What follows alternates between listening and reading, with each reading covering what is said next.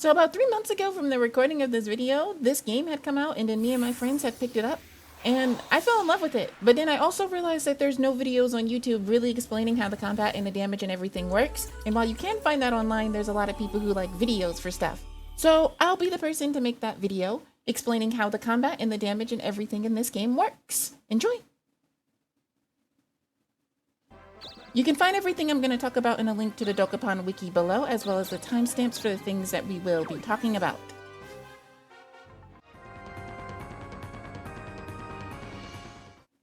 The basics of combat fall down to this. You will have multiple options based off of your class, whether you're wanted or whether you're fighting a Darkling. I'm not going to get into the Darkling too much in this video, that's going to be saved for a completely different one.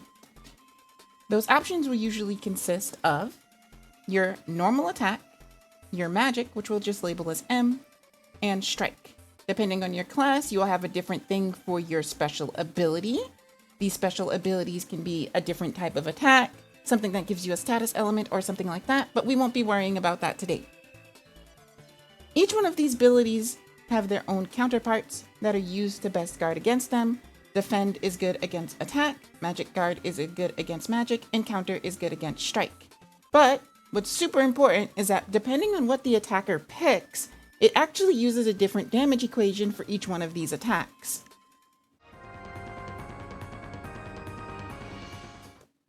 So above me is the actual equation if they decide to pick attack. Let's label some of these things so you know where they're coming from. We have our attacker coming from our attacker's attacker attack. We have our defender coming from our defender defend. And then we have a couple of multipliers that are going to be happening because the developers really love attack and really hate defense. Then we have our modifiers. We have guard, proficiency, and random. Contrary to what you might intuitively think, guard does not actually reduce the amount of damage that'll be done. It only stops it from being worse, which is really weird. That's what it does. Anyway, if the person is attacking and you manage to defend, your guard value is going to be 1, which means they are going to do the base amount of damage based off of what's done in the parentheses. If they use their magic guard, the guard is actually going to be 1.4. You get penalized because you picked the wrong option. The damage is actually improved by 40%. If you decide to counter when they attack, well then you get a 1.8 multiplier, and if you are paralyzed for any reason, you're squeezed, you're slapped, you're paralyzed, whatever, then it becomes a ×2 multiplier, doubling the initial damage that was going to be done by what's in the parentheses. The next thing is the proficiency. The proficiency is basically whether you have a weapon that really jibes with your class or not. This value can be 1 or 1.3.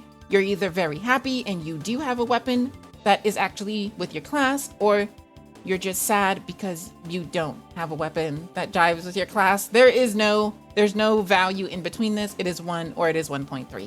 And last, and actually least, is random. In the case of attack, this random value can either be 0.95 or it can be 1.05. It basically shifts the damage by an additional 5%. This is very rarely ever going to stop you from killing an opponent, but it might. There's very little way for you to even know that this had an effect in the values at all.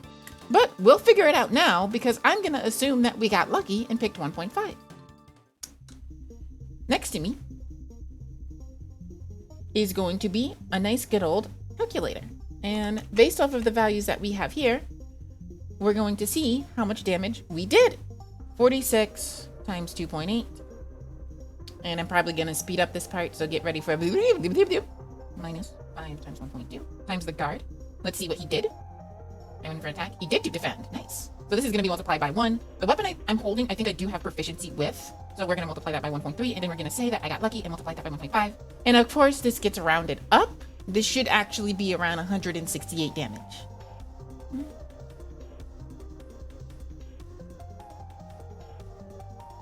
Yep, and there we are. 168 damage. And I was right. I actually did get lucky with the 0.15.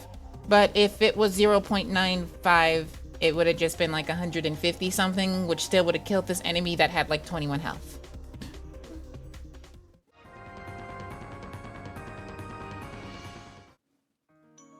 Next up is magic attack. magic attack, pulling magic from the attacker's magic, and defending from the defender's magic. Please note that in this particular example, the imp is the attacker. We have our modifiers as well, and I've labeled the modifiers a little bit differently than you would find them in the wiki because I want them to fit on the screen. We have our offensive P. Every magical offensive magic skill in the game is going to have a different multiplier in this slot. And then next, we have our 1 minus defensive P. This reduces the damage. For some reason, they didn't want to put negative numbers or do anything really funky. They just did 1 minus defensive P. Every defensive magic in the game has a defensive power. I believe M-Guard starts with a defensive power of 0.2. I don't feel like looking it up, but let's just assume that that's the case. That means that this is going to be 1 minus 0.2, leading to a 0.8. And that means the rest of the damage in the entirety of this equation is going to be reduced by 20%. We have our guard values. The guard values for magic operate a little bit differently. If you actually do guard with magic, this guard value is going to be equal to 1. If you defend, the guard value is going to be equal to 1.4. And if you counter, the guard value is going to be 1.8. Of course, being immobilized still gives you a 2 guard value, doubling the damage overall. And random works the exact same way that it did during attack, either being a value of 0.95 or a value of 1.05. No changes here. Now, what's to note? Defensive magic is incredibly powerful in this game because even if you pick the wrong option, having the magic damage be reduced by 20%, 30%, 40% pretty much acts as a safe space, as a fail safe for having the incorrect option picked. If you two have comparable magic, let's say the magic person has 100 and you have 20, and you have, let's say, gotten to chapter 6 and you got Magic Guard DX, which has a defensive power of 0.9, reducing everything else in this equation by 90%. If you have enough health, there's absolutely no reason for you to even actually Magic Guard because you'll be able to tank the damage because of the amount of reduction that Magic Guard DX applies. It applies it if you counter, it applies it if you defend, it applies it if you are immobilized. So it doesn't even matter if you actually Magic Guard, if you know in the back of your head, because you like math, that even if you did the wrong thing, it's still not going to be enough damage to kill you. I almost forgot to do the part where we calculate the magic for this attack. I'm gonna say I got lucky again, and I'm gonna assume that I got the thingy. So let me move myself over because I'm blocking the math. He has a magic of 12. These are really easy numbers for us to work with. We're gonna do 12 times 2.4. Pickpocket has a value, I believe, of 1.5. And then we're gonna subtract that by 1 because my magic is 1. We'll multiply this by the offensive magic. I have Magic Guard, which again reduces damage by 20%. We can just multiply that in immediately. It'll be 0.8. And then we can multiply in our guard. I knew he was gonna do it, so that's gonna be 1. And then I'll say he got lucky and got the 1.5. This means this should do 35 damage. I think it rounds up, so it might be 36, but let's see what it does.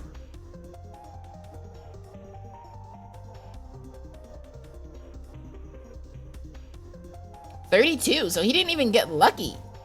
He got the 0.95 instead of the 1.05.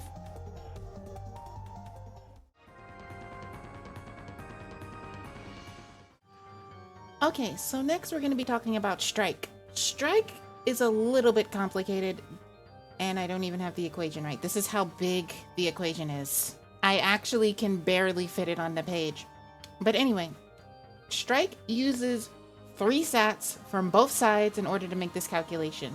It uses the attack of the attacker, the magic of the attacker, and the speed of the attacker.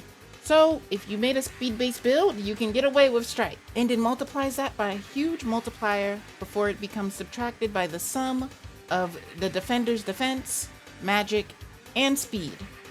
Now, when it comes down to Strike, there are a little bit different options when it comes to things. If the person counters, well, then they counter and they don't take any damage, and that's a completely different damage equation, which will be talked about in the next portion. But if they actually do manage to defend, then the multiplier is actually 1.6, and if they magic defend, the multiplier is 1.7. The thing about the strike, though, is that unlike the attack or magic, where it's a 2 times multiplier for being immobilized, it's actually a 2.5 times multiplier for being immobilized. There is an enemy in this game that actually likes to immobilize you and then strike you. So they get big points, big multiplier, big everything. The proficiency works exactly the same. If you're using a weapon you're proficient with, it's 1.3. And then the random works exactly the same. It is 0.9, 5, or 1.05. This person went with guard, so we're going to be doing the calculations using guard. 35 plus 1 plus 9. Don't ask about what I'm doing in this build, why the numbers are so low. Times 2.5 minus the sum of 30 plus 3 plus 7. This guy guarded, so it's going to be 1.6. Don't think I had proficiency with the weapon that I was using, so that's going to be 1. And I'm going to assume that I got lucky, and that's going to make it 21.8, which is going to round up to 22 damage. Let's see if we were correct.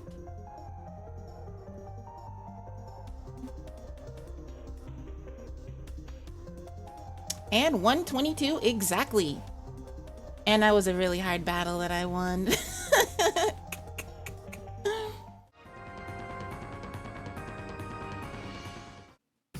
So when it comes to countering, in order for you to successfully land a counter, you need to pick the counter option when your opponent picks strike. Counter uses the attack of the defender, the magic of the defender, and the speed of the defender, and multiplies the sum of them times 4. And then it uses the difference between the attacker's attack and the attacker's defense, and multiplies that times 2. Just so you're clear, it does use your attack against you if you strike and you get countered.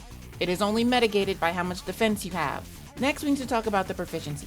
The proficiency is actually the weapon proficiency for the person who committed to the strike. So if someone strikes you with a weapon that they're proficient with, and you successfully counter, they're going to take 30% more damage. And then RAN works like it always does. 95, 1.05, no difference. So with this information, let's try to calculate the damage from this interaction, which unfortunately this person striked and then they got countered. 49 plus 21 plus 1 times 4 plus 60 minus 29 times 2. This guy wasn't using a weapon that he was proficient with, and then we'll say that he got unlucky and got a big boost to the damage that they were going to take. And I said earlier in the video, I think it always rounds up. It does not round up. It always rounds to the nearest integer. So this is going to be 363 damage.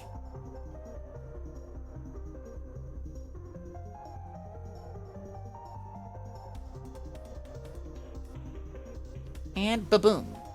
I want to thank Doomy and Toto for helping me record footage for this, because I never strike and I never counter, but they always do. So thank you for them.